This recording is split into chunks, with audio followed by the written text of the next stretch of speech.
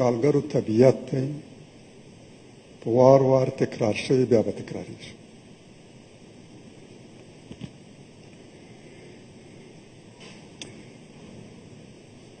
دا روانه جګړه په افغانستان کې د شوروي اشغالګرو ځواکونو پیل کړه. ناټو ته یې په میراث پرېښود.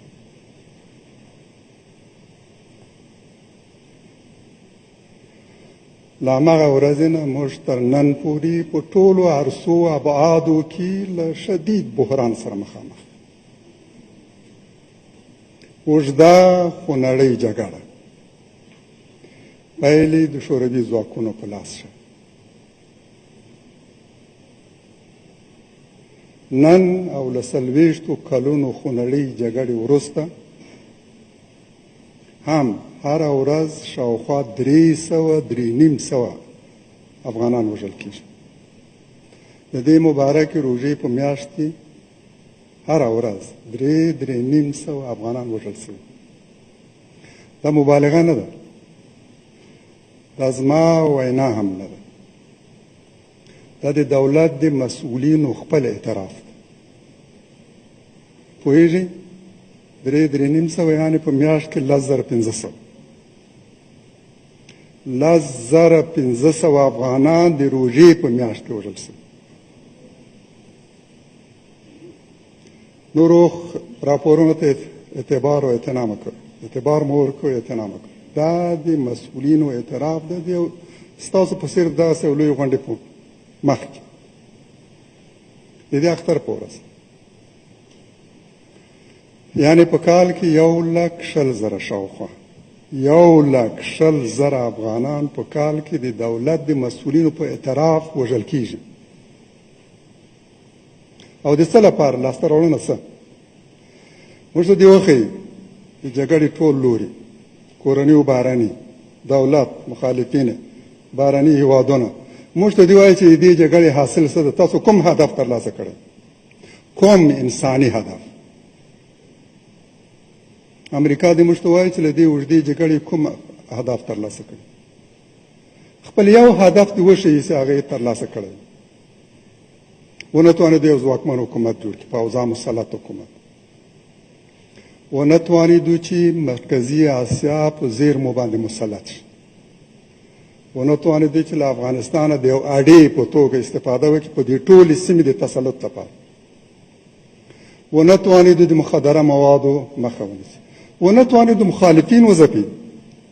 ونه توانېدو چې جنګ مهار کړي، امنیت تامین کړي، پوځا یو مسلط حکومت رامنځته کړي. 19 کاله مسلسل جنگ، میلیارډونو مصارف، زر میلیارد مصارف کم له کمه په دې جنګ شوي، یوازې د امریکا. ولې خپل هیڅ هدف ته په دې جنګ کې نه دی رسېدلی.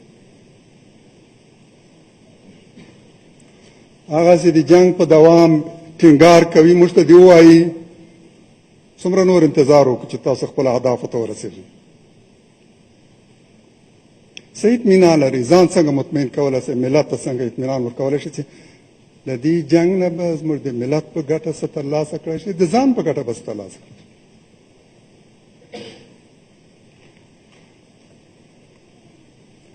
بې ثباتي، ناامني دې حد ته رسېدلي چې دولت لږ تر لږه په نیمایي افغانستان خپلو سلطه له لاس ورکړي. په پلازمینې کې هم د خلکو سر و مال و عزت خوندي نه دی. د ارګ په شا کې هم ترورونه کېږي، علما ترور کېږي، جماعتونو کې چاودنې کېږي. د جمهور رئیس د غونډې په جریان کې چې په ارګ کې درلوده، د اختر په لمانځه کې راکټ پرېوځي، غونډه مختل کېږي. په دغو تیرو 50 ورځو کې، شاوخوا 50 ورځو کې، په جلال آباد کې 14 نومیالي خطیبان او علما ترور شوي. یعنې په هرو 4-5 ورځو کې یو خطیب ترور شوی. چا ترور کړی؟ قاتل معلوم نه دی، څوک یې مسؤلیت نه قبلوي. څوک نیول شوی نه دي. په دروغو هم څوک نه دی نیول شوی چې وایي دا دی د دې قاتل مو ونیول، او په د تعذیب په دوران کې دغه اعتراف هم ترلاسه کړي.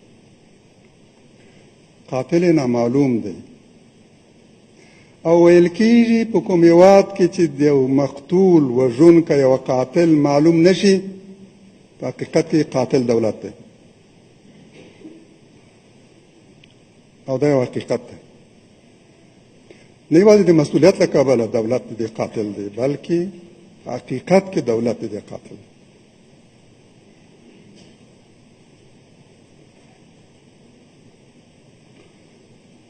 کمزوری حکومت چې وضعیت ته مهارولو عاجز. نن موږ په افغانستان کې داسې د تصمیم مقتدره مرجع نه لرو چې د ملت استازیتوب وکړي.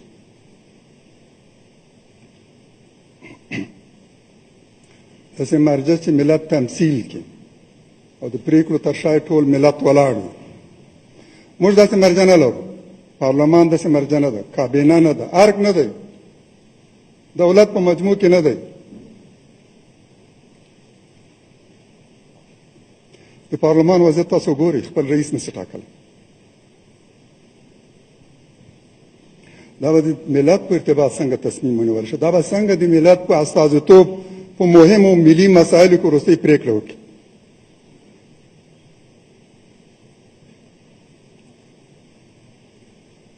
دلته د سیاسي ګوندونو د تضعیف لپاره وسیع پراخې هڅې روانې دي. دولت هم بهرني ځواکونه نه غواړي چې حزبونه په پښو ودرېږي، ملت شمول حزبونه راوړاندې شي او هغه په ملي مسایلو کې فعال حضور ولري. د عذابو تضعیف، تجزیه، بدنامولو هڅې او افراد ترې اخیستل، په قضایاو کې دغه د فعال حضور مخنیوی، د سیاسي احزابو او فکري احزابو په ځای قومي جوړښتونه رامنځته کول، او هدف هم دا چې زموږ د ملي وحدت تجزیه کړي، قومونه یو بل په خلاف وجنګي. دا سیاسي احزاب دي چې تر چتر لاندې قومونه راټولېږي او یو ملت جوړوي. هر ته چې سیاسي احزاب نه وي، قومونه ویشل شوي، هغه هېوادونه له ملي وحدت نه محروم. دلته عمدن و قصدن د سیاسي موخو لپاره دا هڅې روانې دي چې سیاسي احزاب تضعیف کړي، په قضایو کې د حضور مخه ونیسي، تجزیه یې کړي، بدنامې کړي او افراد ترې واخلي. ولې موږ په دې 1900 کلونو کې د دیموکراسي د دې سترو مدعیانو په حضور کې نه یوازې د ځواکمنو سیاسي احزابو خاوندان شول، بلکې هغه مخکني شته احزاب هم له نشت سره برابر سره او په ټولو سترو قضایاو کې د هغوی د حضور سره مخالفت شو. واقعیت دا دی چې موږ ملت شمول ګوندونو ته ضرورت لرو که غواړو ستاسو دا دیموکراسي افغانستان کې پلی شي او موږ د ملت د اکثریت خوښ حکومت ولرو، د ملت ممثل پارلمان ولرو. سیاسي ګوندونو ته ضرورت دی، فعالو سیاسي ګوندونو ته، ملت شمول سیاسي ګوندونو ته ضرورت لرو.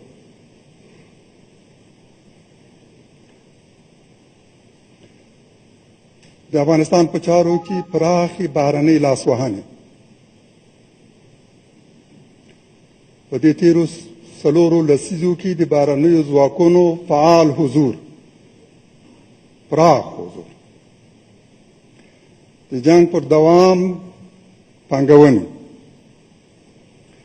د بهرنیو رقیبو ځواکونو له لوري افغانستان ته د سیاسي، اقتصادي او نظامي رقابتونو انتقال او د استخباراتي شبکو نیابتي جنگ.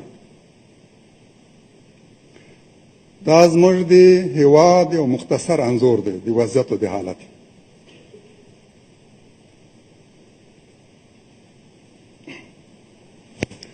دا جنگ شوروي ځواکونو پیل کړ، ناټو ته یې په میراث پرېښود.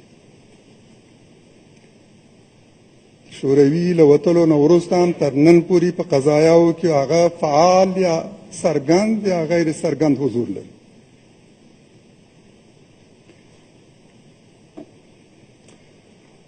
د ناټو ابتدایي شپو ورځو کې روسیې د هغوی کلکه ملګرتیا کړې، هم سیاسي ملګرتیا، هم استخباراتي ملګرتیا، هم نظامي. د ناټو ټول ځواکونه د روسیې له لارې نه اکمال کړل او مسکو خپلو پلوي ګوندونو ته هم دنده وسپارله چې د ناټو د ځمکنیو ځواکونو او جنګیالیو په توګه عمل وکړي. همداسې وشوه. هماغه چې پرون د شوروي ځواکونو په چوپړو خدمت کول، د ناټو له راتلو وروسته د ناټو په خدمت کې هماغسې د ملت په خلاف او د پردیو تر قماندې لاندې جنګېدل.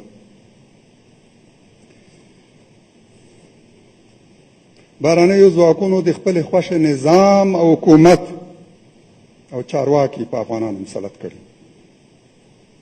نن افغانان له خپلواکي، ازادي، ملي حاکمیت او په خپله خوښه د خپل برخلیک ټاکلو، د خپلې خوښې نظام او حکومت جوړول، د خپلې خوښې معتمد رهبرانو مشران غوره کول له دې نه کاملا محروم دي. د تیرو کلونو خونړیو او ترخو تجربو دا وښودله چې کله کابل په یو ځواک پورې تړلی وي، نظام حکومت جنګ حتمي دی. د شوروي پورې مربوط پیالی حکومت د نړۍ هیڅ هېواد ونه منلو، د دې منطقي هیڅ هېواد هغه قبول نه کړ.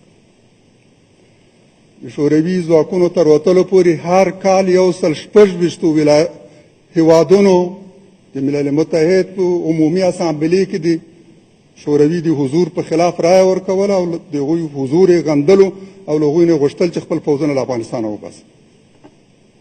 او پایله هم تاسو ولیدله، طولاني جنګ او په پای کې هم د شوروي ماته او د هغه نظام نسکورېدا. د تیرو 1900 کلونو تجربه کټ مټ هماغسې ده لکه د شوروي ځواکونو حضور په افغانستان کې.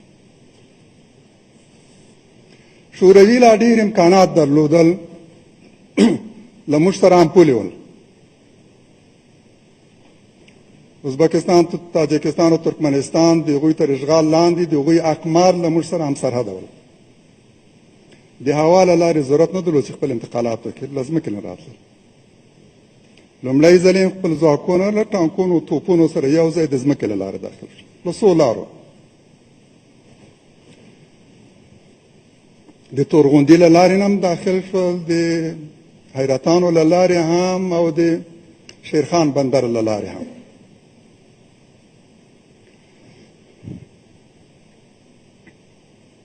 راغله کابل ته چا یې مخه مونه نیوله. اکمالات هم آسان. دلته هم هغوی یو منظم ګوند درلودو، کسان وړوکی وو، اما څه داسې وفادار غړي درلودل چې د هغوی په خدمت کول. د افغان فوز افسران ډیری په ماسکو کې روزل شوي وو، اتحاد شوروي په اقمارو کې روزل شوي. له همدغه نه په استفادې سره هغوی وتوانېدل 3 کودتاګانې یو په بل پسې وکړي. 16 سرطان کودتا د سردار داود تر مشرۍ لاندې، بیا د ترکي کودتا په وم د 1950 کې، او بیا 3مه کودتا چې د اتمې ثور په نامه مشهور ده. دا هماغه افسرانو کړي چې لومړۍ کودتا یې وکړه، دومه یې وکړه او 3مه یې وکړه. دا هماغه افسران دي چې په شوروي اتحاد کې روزل شوي.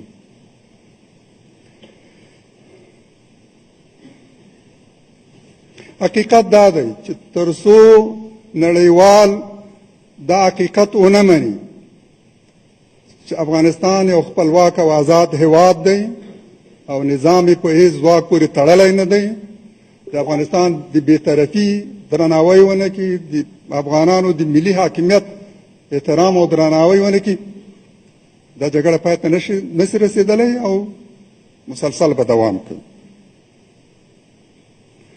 دلته ځینو خپلې ګټې د جنګ له دوام سره غوټه کړي، امتیازات یې ترلاسه کړي. که جګړه پای ته ورسیږي نو ځینې اقتدار له لاسه ورکوي او ځینې نور هم مالی او مادي امتیازات. دلته دولت او په دولت کې شامل ګوندونه او له دولت بهر سیاسي احزاب او ټولنې نه د سولې په اړه واحد دریځ لري، نه واحده تګلاره، نه د تصمیم واحده ټولو لورو ته د منلو وړ مقتدره مرجع. او ځینې هڅه کوي چې د سولې بهیر یوازې د دوی په انحصار کې وروستۍ فیصله دوی وکړي، آخري خبره دوی وکولی شي. دوی دې ته چمتو نه دي چې یوه ځواکمنه ټولو لورو ته د منلو وړ د تصمیم مقتدره مرجع جوړ شي. داسې مرجع چې هیڅ څوک د ویتو حق ونه لري، سوله د چا په انحصار کې نه وي، چا په یرغمل نه یې نیولی. دې ته ځینې کړۍ چمتو نه دي. زموږ یو لویه ستونزه همدا ده. سوله او انتخابات له یو بل سره تړلي دي. ځینې دا وایي چې سوله اولویت لري که انتخابات، دواړه هممهاله، دا سره بېلولی نه شو، دواړه برخلیک سره تړلی دی. سوله له انتخاباتو پرته نشي راتللی، واقعي انتخابات له سولې نه پرته نشي کېدلی.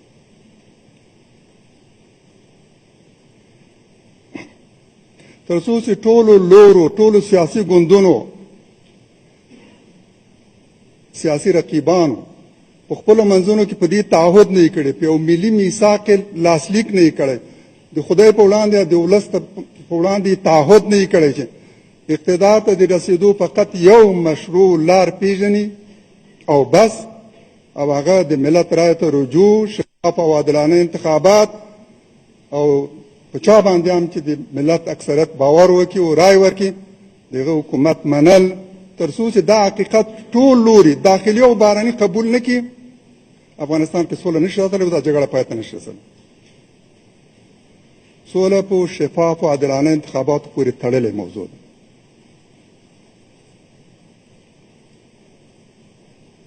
متاسفانه چې موږ د انتخاباتو په ارتباط هم د خپل اختیار خاوندان نه یو. د انتخاباتو وخت هم بهرني ټاکي، څرنګوالی هم بهرني ټاکي، او د هغوی تر مدیریت او وسایت لاندې ترسره کیږي، هماغسې ترسره کیږي چې دوی غواړي. مخکني انتخابات هم داسې وو، جمهوري ریاست او د پارلماني انتخابات، او راتلونکي جمهوري ریاست انتخابات هم داسې مهندسي شوي. تاسو به حتما په یاد لرئ چې ټولو سیاسي ګوندونو خپلو منځونو کې توافق وکړ. لومړی ځل دی چې په دغسې یو مهمې ملي مسلې د سیاسي ګوندونو اجماع رامنځته شو. د انتخاباتو له کمیسیون سره مسله یاده شوه، له دولت سره کمیسیون هم توافق وکړ او دولت هم. په څلورو خبرو توافق شوی. د انتخاباتو کمیسیون موده ځنډولې وه، د انتخاباتو وخت یې ځنډولی و چې اصولاً د قانون له مخې باید تر اول د جوزا مخکې ترسره شوی. په اول د جوزا کې باید د وحدت ملي حکومت اقتدار منتخب حکومت ته سپارلی و، ولې یو په بل څه د انتخاباتو ځنډول. په پای کې شپږم د میزان اعلان شو. سیاسي ګوندونو دا نیټه د دې لپاره له دوی سره ومنله چې دا څلور انتخابات به ترسره کیږي. یو، سیستم کې بدلون راځي، مخکنی منحط پریوتی زوړ سیستم به بدلیږي او په ځای به پی آر یا ام بی آر سیستم منل کیږي. په ام بی آر باندې توافق وشو. له بایومتریک معتبرو معیاري وسایلو تجهیزاتو به استفاده کیږي، هم نوم ثبتونې په ارتباط، هم د رایې اچونې په ارتباط. د سیاسي ګوندونو نظارت به منل کیږي، فعال نظارت، مطمئن او ډاډه نظارت. جمهور رئیس له دې سره توافق وکړ. مخکني قانون کې تغییر راغی، فوق العاده فرمان صادر شو، د رسنیو له لارې ابلاغ شو. ټول منتظر وو چې د انتخابات په همدغه شکل ترسره کیږي. نو نن له دې وروسته ستونزه حل شوې. ولې تاسو ولیدل چې څو ورځې وروسته د ملل متحد د دفتر یو مسؤول راځي او د انتخاباتو کمیسیون ته وایي چې څلور انتخابات هم مهاله ترسره کول انتحار دی، ځان وژنه دی. سیستم کې تبدیلی محال دی. بایومتریک وسایلو نه استفادې توان افغانان نه لري. یعنی دا چې افغانان د نوکیا د مخکنی نسل د موبایلونو نه د استفادې او طریقه نه د اساني وسیلې د استفادې توان او ظرفیت هم نه لري. دا وسایل دومره هم لکه چې تبلیغ کېږي پیچلې نه دي، ډېر ساده او بسیط. یو بېسواده کس یې په 5 دقیقو کې زده کولی شي د لارښود په مرسته، او باسواد خو یې له لارښود پرته هم زده کولی شي. ولې هغوی وویل له تحقیره ډکې لهجې چې افغانان په دې باندې نه پوهېږي، دا پیچلي وسایل دي، بایومتریک وسایلو نه باید استفاده ونه شي. او دا څلور انتخابات هم باید مهاله دایر نه شي. د ولسوالیو شوراګانو انتخابات او د ولایتي شوراګانو انتخابات باید وځنډېږي. او د دې تر شا چې دوی کوم موخې لري دا هم څرګند دي. هغوی نه غواړي چې د ولسوالیو او ولایتي شوراګانو انتخابات ترسره شي. دا 19 کال یې د همدې لپاره ځنډولي، هر ځل یې د همدې لپاره ځنډولي چې هغوی له دې ویرېږي چې په دې سره به د لوی قانوني جرګې لپاره لاره هواره شي، او له لوی جرګې نه هغوی ویره لري. فکر کوي د افغان ولس په استازیتوب یو مقتدره مرجع رامنځته کېږي، د تصمیم تر ټولو عالي او مقتدره مرجع. بیا خو به هغه د بهرنیو ځواکونو په ارتباط هم وروستۍ پرېکړه کولی شي. بیا خو به هغه د مخکني امنیتي تړون په ارتباط هم اخر پرېکړه کولی شي. د نظام په ارتباط، د ټولو سترو ملي مسایلو په ارتباط به هغه افغانان د یو مقتدر مرجع درلودو خاوند شي. د همدې لپاره هغوی نه غواړي چې د ولسوالیو شوراګانو انتخابات ترسره شي، همداراز نه غواړي چې د ولایتي شوراګانو انتخابات ترسره شي. دوی نه غواړي چې سیاسي احزاب فعال حضور ولري. پی آر سیستم کې احزاب ملت شمول احزاب رامنځته کېږي. همداراز د ام ډي آر سیستم کې په نسبي توګه د ولایتونو په کچه سیاسي احزاب مطرح کېږي. دوی له دې سره مخالف. دوی ځواکمن سیاسي احزاب نه مني. دوی ملت شمول احزاب نه خوښوي. دوی یو باعزته مشر هم نه خوښوي چې د خپلواکۍ احساس کوي، عزت النفس احساس کوي. غلامان خوښوي، بې ارادي بې اختیاره غلامان چې هر څه له بره ورته امر وشي لاس پسې نږدي و سر ټیټوي. دوی ضعیف احزاب، ویشلي احزاب، کمزوری حکومت او دا چې یو ملت دی د تصمیم مقتدره مرجع ولري، دا حالت خوښوي. او ومولیدو چې له دې نه وروسته سفارتونه، سفیران یې راوړاندې شول او د رسنیو له لارې فرمان صادر کړ. همدا د ملل متحد د مامور په خوله د دوی مخکنۍ فیصله چې بلاک شوې دا یې تایید کړه. او دا مو ولیدو چې د انتخاباتو کمیسیون له دې نه پرته بله چاره نه درلودله چې ورسره سر وخوځوي او تایید یې کړي. مګر دا افغانانو ته یو ستر اهانت او سپکاوی نه دی، مګر دا سیاسي ګوندونو ته تحقیر نه دی، مګر دا د ښاغلي جمهور رئیس ته سپکاوی نه دی. دغه په فرمان صادر شوی یو قانون، تصویب شوی قانون فوق العاده توګه هغه تر پښو لاندې کېږي. یو سفیر یې تر پښو لاندې کړي، د ملل متحد دفتر یو مامور یې تر پښو لاندې کړي. په داسې حال کې چې دا مامور مکلف دی د افغانستان په قضایاو کې کاملا بېطرف وي، نه بهرنیو پورې تړلی، نه د هغوی نطاق ویان وي، بلکې د افغانانو تصمیم ته او پرېکړې ته درناوی او احترام ولري.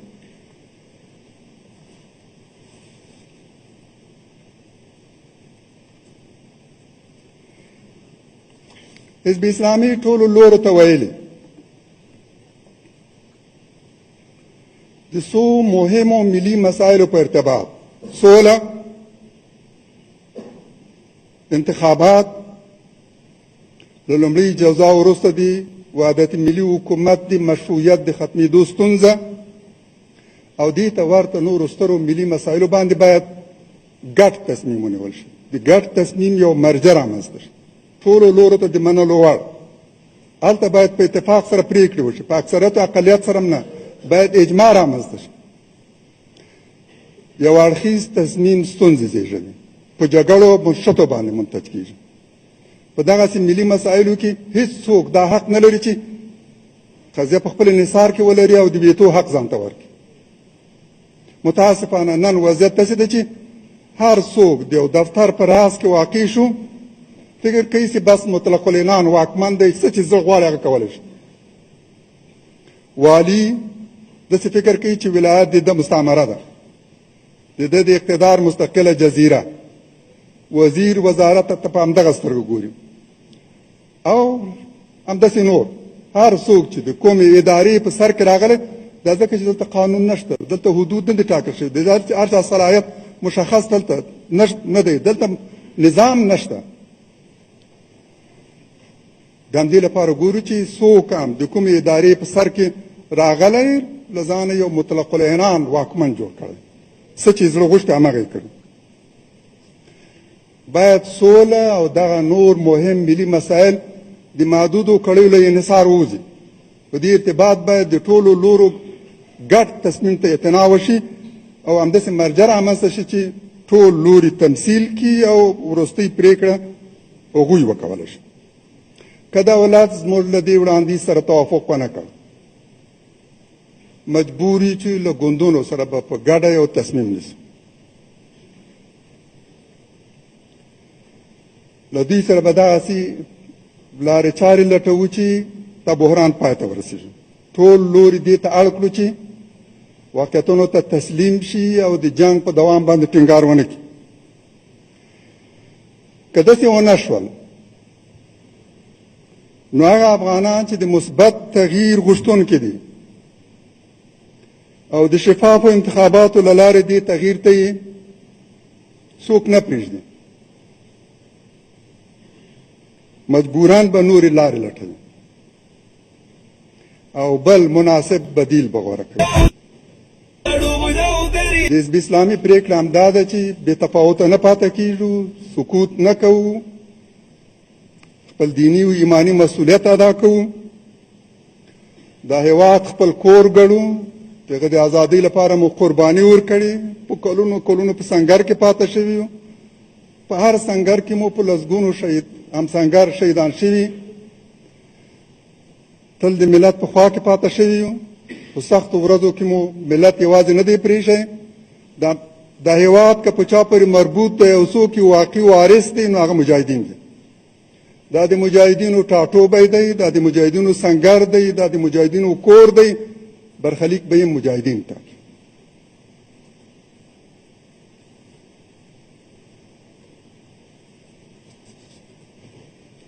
له ځوانانو نه مې انتظار دا دی چې په قضایاو کې فعال حضور درلودو ته ملا وتړي.